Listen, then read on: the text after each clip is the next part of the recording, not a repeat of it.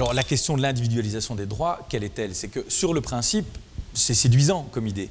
Maintenant, la question à se poser, c'est de savoir sur quoi on individualise. Parce que est-ce qu'on prend le revenu de l'allocation sociale du chef de ménage, 1002, 1003, parfois selon le nombre d'enfants, ça peut encore aller un peu plus haut, ou est-ce qu'on prend celle de l'isolé? Et alors on met tout le monde à 860. Mais ce qui pose problème pour les personnes qui sont, elles, effectivement isolées et qui auraient des enfants, par exemple, on ne peut pas vivre de ce revenu-là. Et donc, la vraie question à se poser, et moi c'est ce que j'invite à faire pour ceux qui sont favorables à l'individualisation des droits, c'est de se dire, mais sur quel montant? Parce que juste dire on va individualiser, ça ne veut pas dire grand-chose. Deuxième point, ça c'est un titre très personnel, moi je suis favorable à l'allocation universelle. Nous avons pris l'option de l'individualisation des droits, c'est-à-dire une suppression progressive du statut de cohabitant. Résolument pour. Je pense que ce statut de cohabitant a énormément d'effets pervers. Dans certains cas de figure, il incite même presque à la fraude sociale ou à l'habitation publique. Je pense que ça a beaucoup d'effets pervers.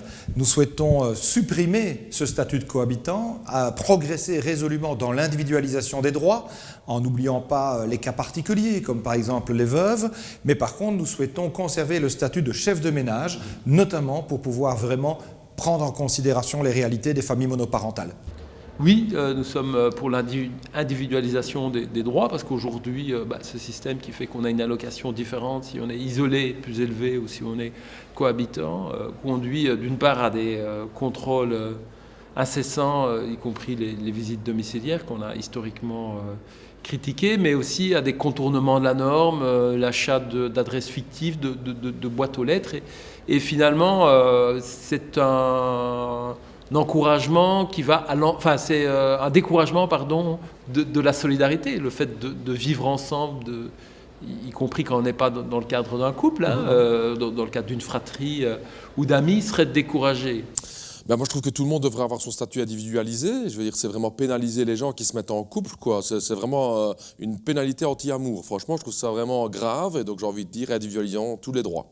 Notre objectif, de manière générale, alors c'est un objectif que nous défendons évidemment dans une évolution progressive, c'est d'aller vers l'allocation sociale unique. Ce n'est pas le revenu universel.